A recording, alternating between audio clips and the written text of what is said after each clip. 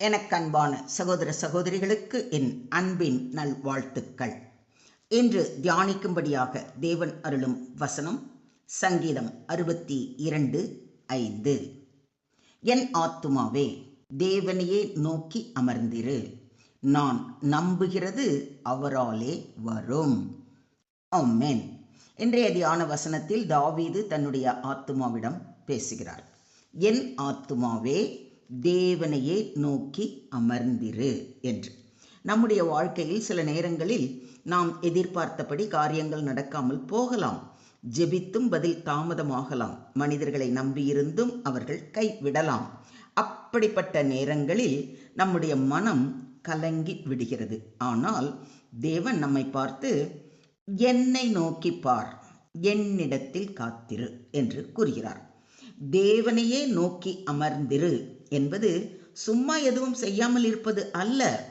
அது விசுவாசத்தோடு தேவனை எதிர்பார்ப்பது. ஆண்டவரே, எனக்கு வழி தெரியவில்லை, ஆனால் உமக்கு தெரியும்.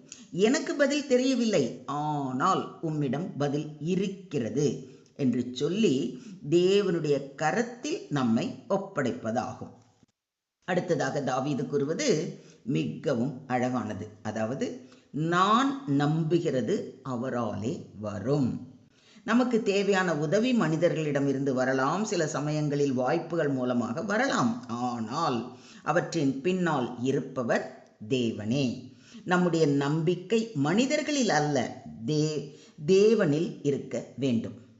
தேவனையே நோக்கி என் ஆத்துமா அமர்ந்திருக்கிறது, அவரால் என் இரட்சிப்பு வரும் என்று தாவீது சொல்வதை இந்த சங்கீதத்தின் முதல் வசனத்தில் வாசிக்கிறோம்.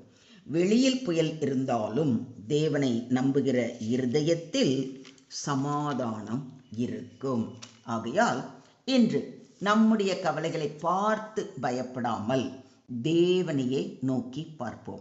பதில் தாமதமாக இருந்தாலும் தேவன் தாமதிப்பவர் அல்ல. அவர் சரியான நேரத்தில் சரியானதை செய்வார். கர்த்தரையே நோக்கி காத்திருப்போம்.